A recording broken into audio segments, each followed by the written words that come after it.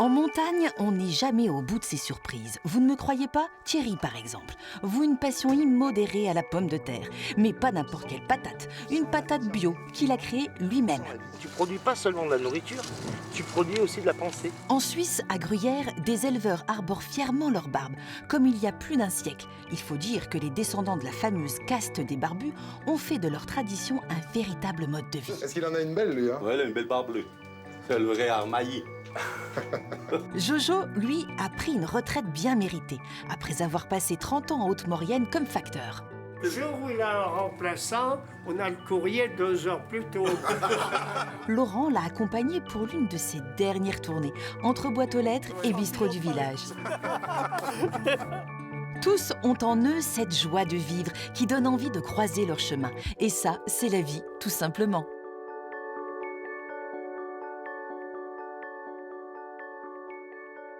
Au bord de la petite route qui mène au village de Gruyère en Suisse, on croise parfois d'étranges personnages semblant sortir tout droit d'un autre espace-temps. Et forcément, Laurent a voulu en savoir davantage. Le rendez-vous est pris dans cette cité médiévale, véritable décor de cinéma et d'heroic fantasy. Un endroit idéal pour tenter de percer le secret des barbus de la Gruyère.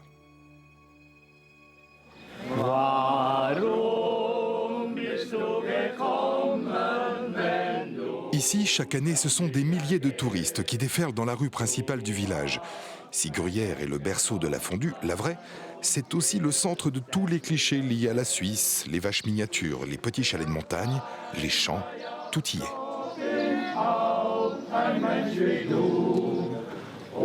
Mais c'est avant l'arrivée des hordes de touristes que j'attends Yves au pied de la fontaine de Gruyère en feuilletant le livre des barbus. Livre qui leur a donné une seconde jeunesse et surtout une nouvelle renommée. Mais qui donc sont ces barbus tant admirés et reconnus dans la région? Salut Yves. Salut Laurent, comment vas-tu? Pourquoi est-ce qu'on a écrit un livre sur les barbus? C'était pour prouver à tout le monde qu'il existe les barbus, qu'on est non seulement là pour en parler, mais montrer qu'on est là, qu'on est vivant. C'est pas juste une tradition folklorique? Ce n'est pas qu'une tradition folklorique, on prouve que c'est la vérité. Ouais. Et qu'on garde nos traditions. On est fiers de montrer nos traditions de la Gruyère. Bah je vois ça, tu t'habilles comme ça tous les jours ou presque? Non, non, pas tous les jours. Chaque fois qu'il y a des fêtes ou le dimanche, en principe le dimanche, Ouais. on va même à la messe, comme ça, en Armailly. Ah oui, d'accord. On va même à la messe, comme ça, le dimanche. Et C'est alors, sûr. les gens, là, tu vois, ils sont en train de nous prendre en photo, c'est normal. Ah, tout à fait, ça leur fait plaisir. Ils partent avec eux, avec un souvenir des Armailly ou des barbus de la Gruyère. Fais un joli sourire, là.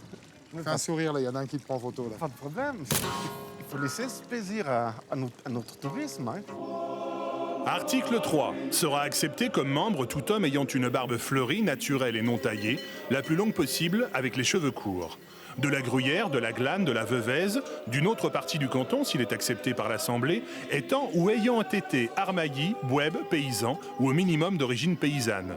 Il devra être d'une honorabilité et d'une moralité reconnue, de bonne tenue, ni buveur, ni batailleur. Vous entendez les sonnailles là-bas? Ça remplit le paysage, j'adore. Bonjour Félix. Salut Laurent. Belle journée, hein? Extra, super. Bonjour Bon, les petits. C'est tes petits-enfants? C'est mes petits-enfants, Thomas et puis Maureen. La relève. La relève. Et du travail le matin déjà? On est déjà en train d'attacher. Ben, tu tombes bien. Tu veux m'aider? Et voilà. Fais péter. 18. Allez, viens.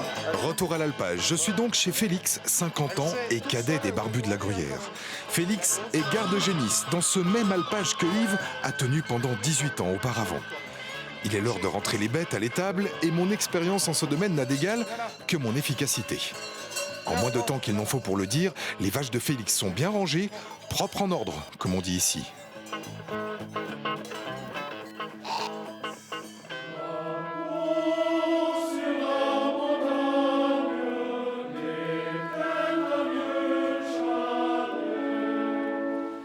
Il est alors temps pour moi de monter là-haut sur la montagne où il y avait un vieux chalet. Un chant créé ici en Gruyère par l'abbé Beauvais, auteur de 2500 autres chansons, parmi lesquelles ce fameux tube de l'Internationale montagnarde. Toutes ces chansons, créées par l'abbé, aux aspects presque liturgiques, ont fini par ramener les Armailly dans les églises qu'ils avaient tendance à déserter pendant l'estive.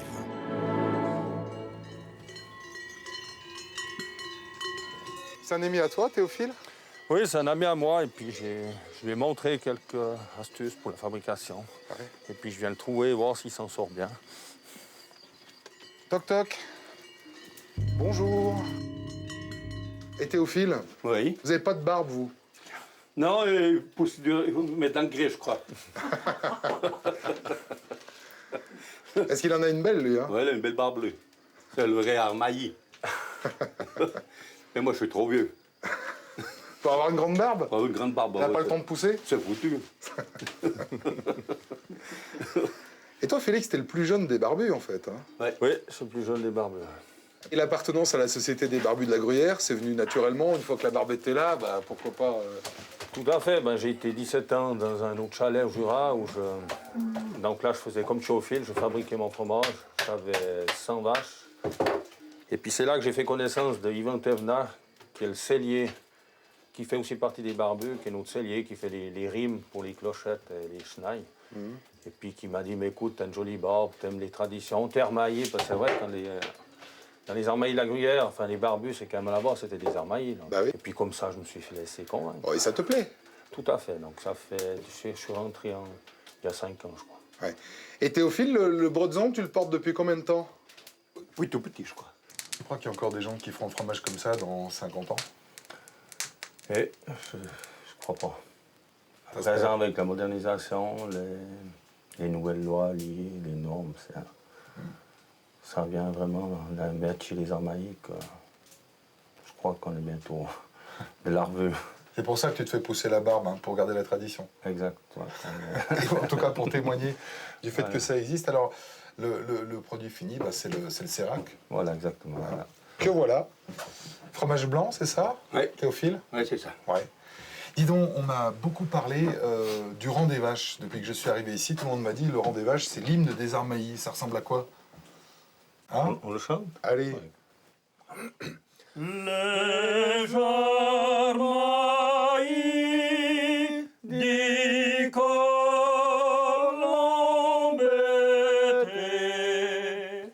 des bons matins, se sont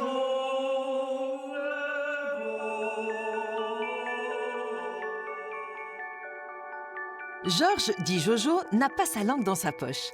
Parti tôt le matin pour sa tournée de facteur aux confins de la Haute-Maurienne, il est du genre à finir tard dans l'après-midi. Et oui, causer avec tout le monde fait partie du métier. Laurent l'a accompagné pour l'une de ses dernières tournées avant la retraite. Cela va faire 30 ans que la tournée de Jojo commence ainsi, de la même façon. Pièce de courrier, hop là. Depuis tôt ce matin au centre postal de Modane, il trie minutieusement le courrier qu'il doit livrer sans tarder. Le terrain d'action de Jojo, c'est la montagne. Depuis Modane en Savoie, sa tournée lui fait parcourir chaque jour la haute vallée de la Maurienne pour desservir Lens-le-Bourg et le village de Bessan. Alors là, ça c'est beau. Les Forts de l'Essaillon, c'est absolument magique. Moi, c'est un des endroits que je préfère en Haute-Maurienne, avec cette perspective sur les montagnes. Au pied de l'imposante Damparaché et du parc national de la Vanoise, Lens-le-Bourg est une station-village d'environ 700 habitants. Ici, Jojo dessert le quartier de la vieille église. Bon là, je te donne un coup de main sur ce coup-là. Allez, on y va sur ce coup-là.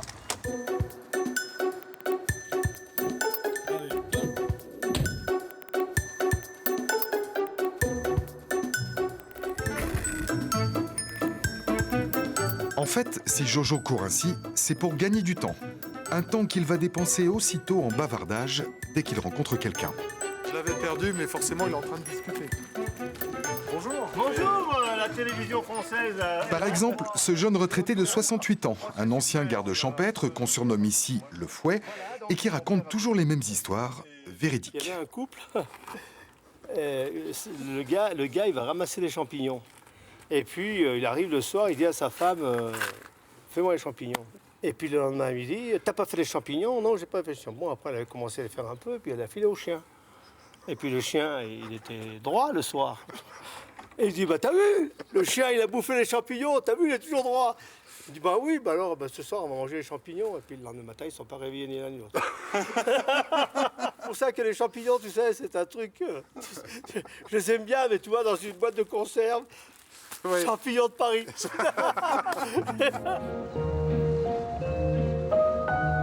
Alors ça, c'est le grand plateau de Bessan.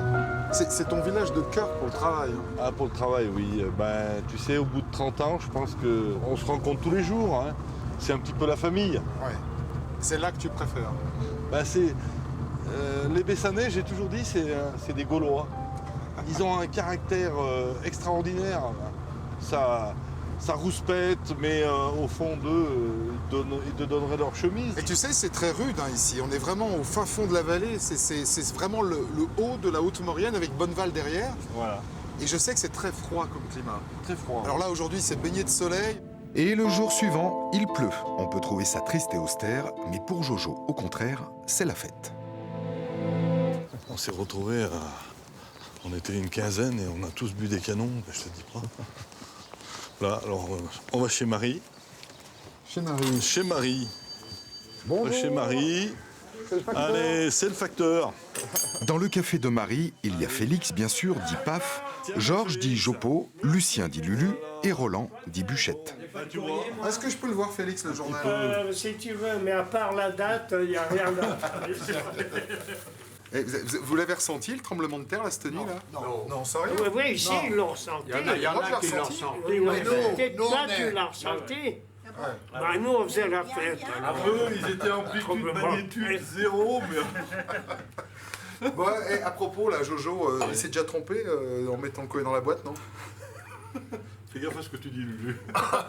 Allez, franchement. Oh non. Non. Non, non. Combien tu lui dois? Seulement, le jour où il a un remplaçant, on a le courrier 2 heures plus tôt. Ça, c'est vrai.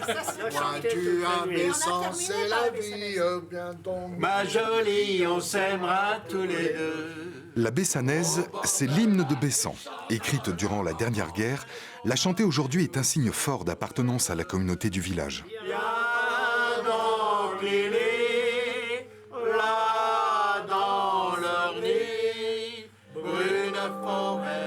La tournée de Jojo touche bientôt à sa fin. Mais avant de rentrer chez lui à Lens-le-Bourg, il s'offre le luxe de sortir de son bureau et d'admirer son environnement de travail, juste à côté de la petite chapelle du col de la Madeleine.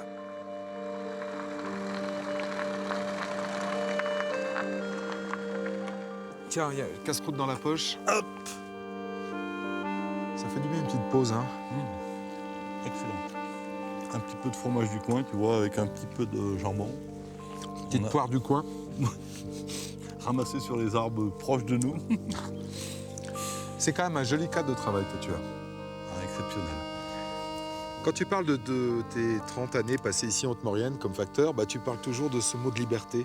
Ça veut dire quoi? La liberté dans un travail qui pourtant est très contraignant. Tu dois t'arrêter, pas te tromper dans le courrier. C'est de la liberté. C'est la liberté, t'as personne derrière toi. Moi, je monte dans ma voiture, c'est fini, je suis tout seul. Puis c'est peut-être mon aspect un peu sauvage. Je suis un peu comme mon père, j'ai toujours aimé cette... Je veux pas de fil à la patte. Qu'est-ce que tu vas lui dire au facteur qui va te remplacer? Bah, je lui dis qu'il profite pleinement de ce coin et de son charme. Voilà, c'est tout, hein, il faut qu'il profite. Mais enfin, il y en a qui peut-être... Ils me trouvent un peu stupide de dire que c'est joli, hein, parce qu'il y en a qui aiment certainement pas, il y en a qui aiment la ville. Ouais. Nous, on aime la nature telle qu'elle est, tu vois. C'est pas d'aller sur les sommets, moi je suis content de les voir.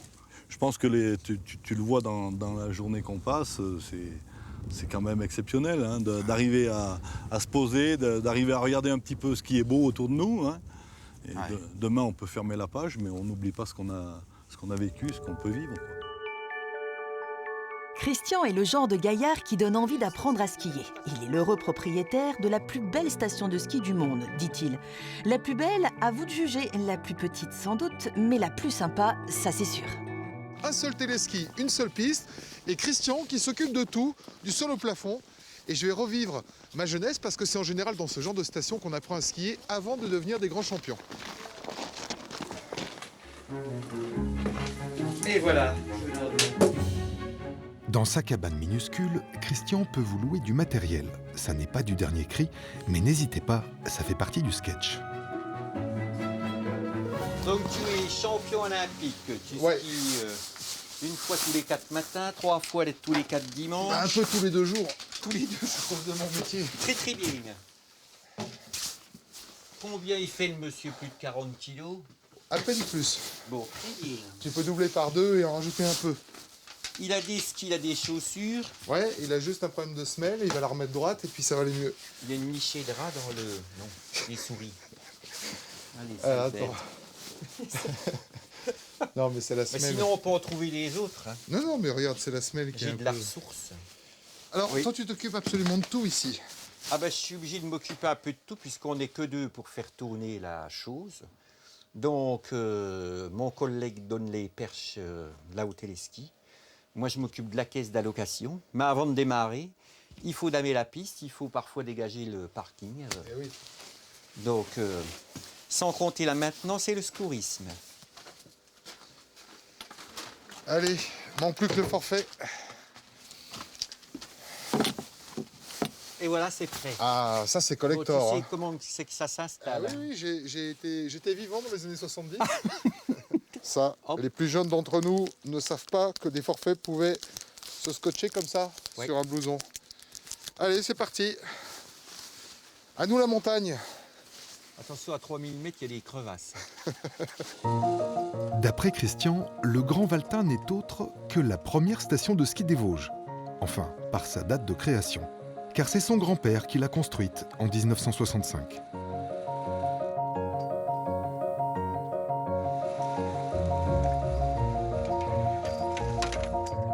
On ne sait pas toujours où est la piste, mais en même temps, on ne risque pas de se perdre.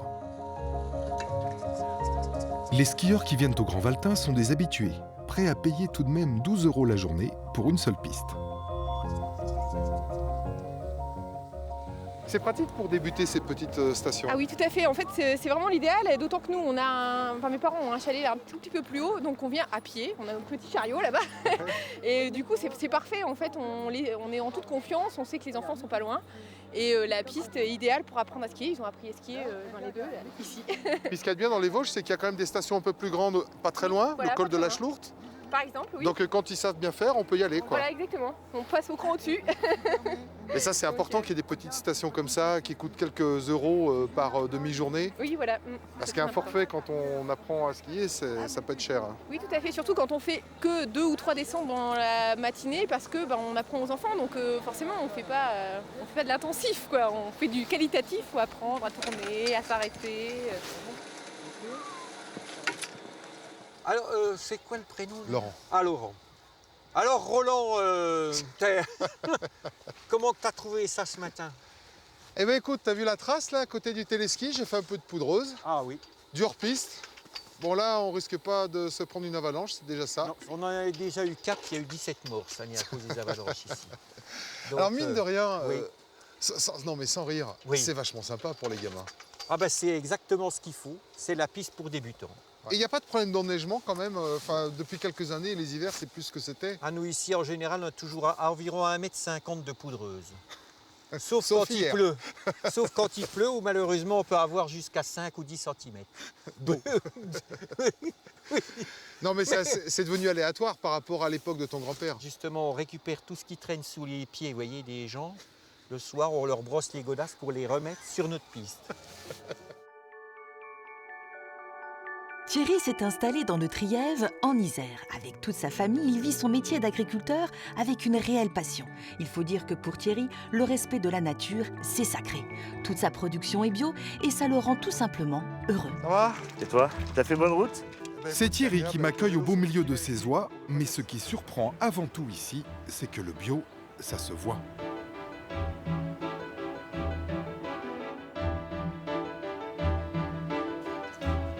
Avant de parler du champ, je voudrais quand même parler du paysage, parce qu'avoir une ferme dans un décor pareil, c'est pas banal. Ça, c'est le dévoluy. Alors là, tu as le dévoluy avec le bio et le grand ferrand. Ouais. Tu as le bonnet de Calvin, là, à Mince, au-dessus de Mince. Bon, c'est ça qu'on est venu voir. C'est un champ de tournesol, mais Pour moi qui en ai vu beaucoup. C'est un bordel organisé. C'est ce que j'allais dire, ça fait un peu fouillis, quoi. Et c'est fait pour. Parce que nous, la genèse de toute l'histoire, c'est qu'au départ, on était une ferme d'élevage. Ouais. Et quand tu es en bio avec de l'élevage, c'est assez facile de garder de la fertilité sur tes sols. Parce que tu utilises le fumier. Oui, parce que les animaux, en fait, fertilisent. Voilà, tu as la rotation qui se fasse comme ça. Et dès que tu abandonnes l'élevage, le problème, c'est comment remplacer la fertilité du sol, du fumier, par... par des engrais chimiques. Nous, en bio, on travaille plutôt sur on va prendre ce que la terre produit naturellement toutes les années et on va essayer de donner un coup de main par les rotations et par les associations de cultures. Là, on a fait un ton de sol associé avec du trèfle. Alors, c'est du trèfle d'Alexandrie. Grâce au trèfle que tu plantes à côté, c'est-à-dire ces petites graines là qu'on voit là, Voilà, tu aides la terre à se régénérer. Exactement. Ben voilà, ça ressemble à pas grand-chose, mais je sais très bien que si on fait de l'huile avec ce ton de sol, là, tu vas te péter la panse. Et là, tu vas être heureux. Tu ne vas pas grossir, tu vas augmenter ta surface de caresse. Et ça, c'est important. Plus qu'un paysan, Thierry est un chercheur un peu fou, en quête de solutions alternatives. Donc bio, d'accord, mais ça pollue un peu quand même. Ouais. On est d'accord? Mais ce qui fait vivre la ferme avant tout, ça n'est pas le tournesol. Il est où ton champ de patates? Là, il est à... ça fait quoi, un petit kilomètre. Encore faut-il y arriver entier. Non, mais Attends, il faut le plaquer, ouais. Ah ouais, carrément. Carrément, ouais.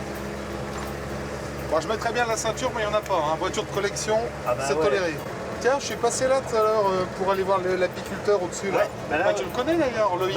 Loïc, il a produit beaucoup de miel grâce à mon colza. Hein. D'accord, donc en fait, vous travaillez en synergie. Quoi. Ah ouais, bien sûr. Et en plus, nous, l'intérêt d'avoir des abeilles à côté du colza, ça nous éloigne les prédateurs des fleurs. Ça s'appelle les... je sais plus. Bestioles. Voilà, des bestioles. Des trucs machins. Ouais, les...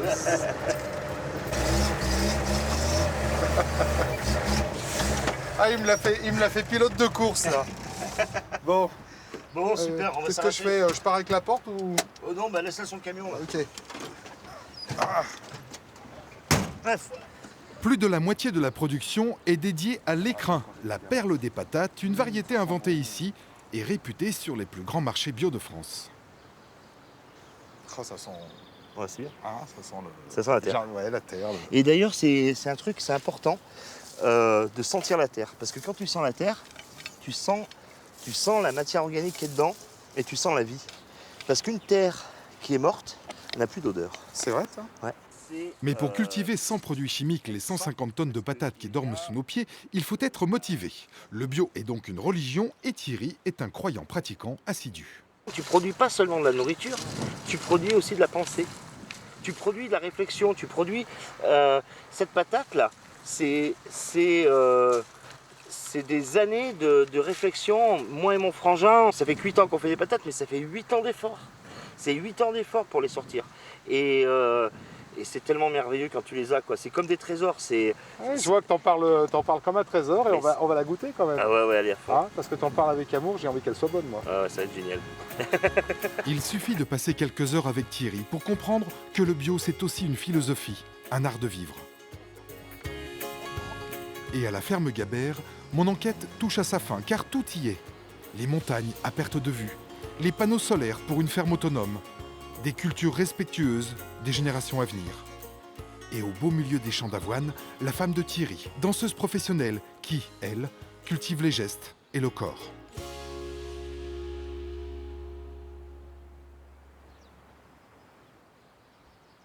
Un mélange entre culture et agriculture qui fait de ce lieu un endroit hors du temps, idéal pour déguster en famille la fameuse patate. Vous avez envie de faire quoi après? Toi, Ulysse, par exemple. Cuisinier et agriculteur. Cuisinier, agriculteur, pour faire des bons produits bio, alors. Oui. Et toi, ma grande? Je voudrais faire du cirque. Du cirque? Ulysse, au début, il voulait faire critique gastronomique, mais on a regardé les loups la cuisse et on a dit c'est trop dangereux. Ah, les loups la cuisse, un film déclencheur, la prise de conscience, c'est qui a tellement marqué toute dangereux. une génération. Dites donc, ça fait envie quand même, votre famille, là. Vous êtes bien, hein? Ouais. Ouais. On est plutôt bien. On est plutôt bien. Ça respire quelque chose de simple et qui rend heureux, ici. Alors merci pour ce partage. Et puis merci à vous d'avoir suivi cette émission. On peut se retrouver comme d'habitude sur les réseaux sociaux pour discuter ensemble. Et puis pour les rediffusions, rendez-vous sur TV5 Monde comme d'habitude. Excellente semaine et à dimanche prochain.